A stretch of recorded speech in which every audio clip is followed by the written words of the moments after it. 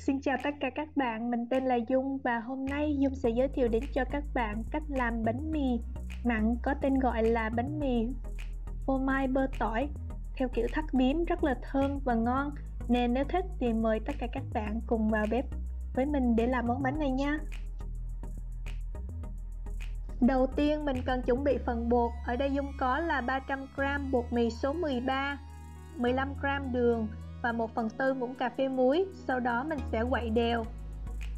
Và bên này Dung có là 200ml sữa tươi không đường đã được làm ấm trong lò vi sóng khoảng 40 giây. Và Dung sẽ cho vào đây là 5g men nở instant. Thường thì men nở instant không cần kích hoạt trước, nhưng do thời tiết bên mình rất là lạnh nên làm thế này thì men nở sẽ tốt hơn. Và cuối cùng là cho vào đây 25g dầu ăn, dầu gì cũng được nhưng đừng xài dầu ô liu nhé. Và mình sẽ trộn sơ trước khi mà mình đánh máy. Mình sẽ bắt đầu máy ở tốc độ thấp nhất cho khoảng 30 giây và sau đó mình sẽ tăng tốc và tiếp tục đánh cho khoảng từ 7 cho 8 phút nữa, cho tới khi mà bột nó được mềm mịn dẻo giống như thế này là được rồi. Và bây giờ mình sẽ lấy bột ra, và trước khi cho bột vào tô thì mình sẽ xịt sơ một lớp dầu ở dưới giống như thế này.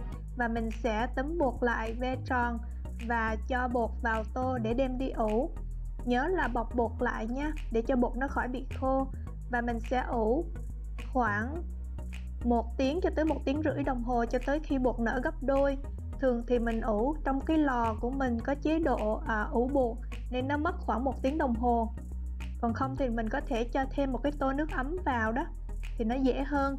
Và đây là bột của mình sau khi ủ được 1 tiếng đồng hồ. Bây giờ mình sẽ nhồi sơ để làm vỡ những cái bọt khí. Sau đó mình sẽ chia bột này ra làm thành 6 phần bằng nhau. Mình có thể dùng cân hoặc là ước lượng giống như Dung như thế này cũng được. Và sau khi chia xong thì mình sẽ nhồi sơ bột và túm bột lại và ve tròn.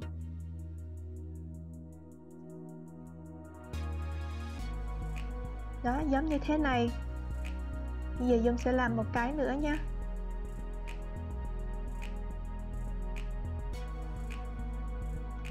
Và mình sẽ tiếp tục làm cho tới khi hết bột. Và sau khi xong thì mình sẽ bọc bột lại và để cho bột nghỉ khoảng 15 cho tới 20 phút nữa trước khi mình cán bột và tạo hình bột. Và trong lúc bột nghỉ thì bên này Dung có là 80g bơ không muối ở nhiệt độ phòng, nhớ là ở nhiệt độ phòng nha. Và Dung sẽ cho vào đây là 3 muỗng canh tỏi băm. Và ở đây là 1 cup hoặc là 80g mozzarella cheese. Và Dung sẽ trộn đều. Và Dung sẽ cho vào đây là một chút xíu muối, khoảng 1/8 muỗng cà phê và nửa muỗng cà phê đường. Và ai mà thích ăn ngò thì có thể cho thêm một ít ngò đã được băm nhỏ giống như thế này vào. Và sau đó mình sẽ trộn đều cho hỗn hợp nó được hòa quyện vào nhau. Và bên này sau 15 phút thì mình sẽ bắt đầu cán bột và tạo hình bột. Bây giờ Dung sẽ cán nó ra thành giống như là một cái hình chữ nhật dài giống như thế này. Và Dung sẽ cán mỏng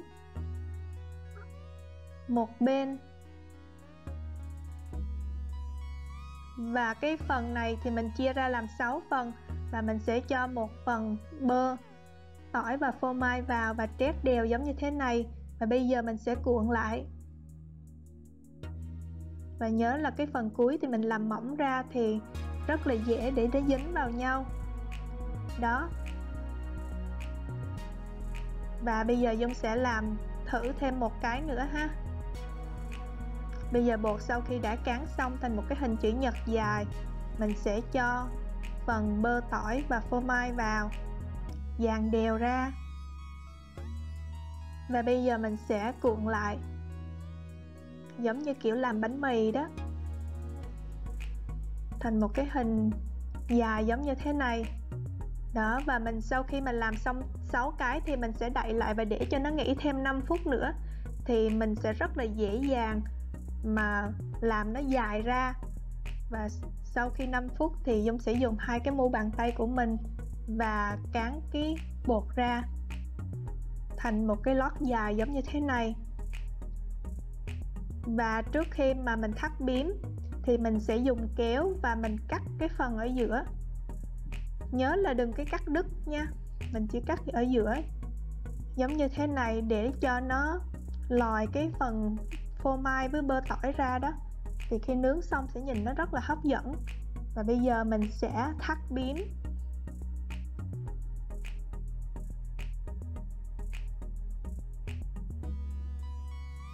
Và phần cuối thì mình sẽ đè bẹp xuống và túm lại vào trong.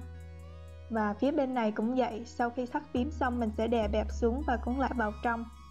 Đó, như vậy là xong rồi.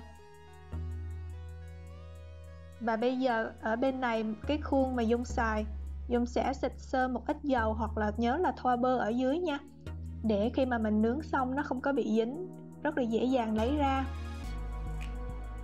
Và bây giờ Dung sẽ làm thêm một cái nữa.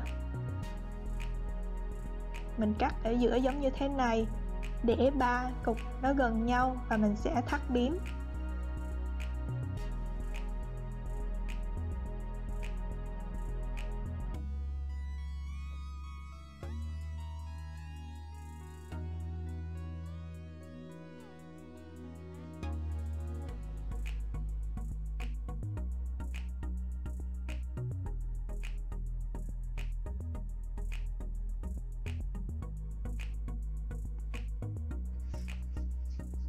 Và sau khi xong thì mình sẽ bọc lại và để cho bột nghỉ đợt cuối cùng trong khoảng 45 phút nữa trước khi mà mình đem đi nướng ha.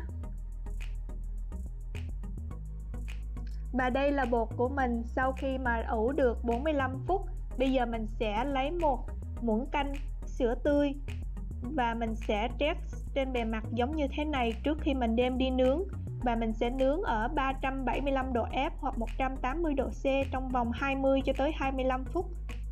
Nhớ là canh bánh nhé, vào những phút cuối cùng. Và đây là bánh của mình sau khi ra lò. Wow, nhìn quá là hấp dẫn luôn. Nhìn những cái phô mai bơ tỏi ở trên. Bây giờ trong lúc bánh còn nóng thì mình sẽ thoa một ít bơ ở trên bề mặt giống như thế này, thì sẽ làm cho bánh rất là bóng và đẹp.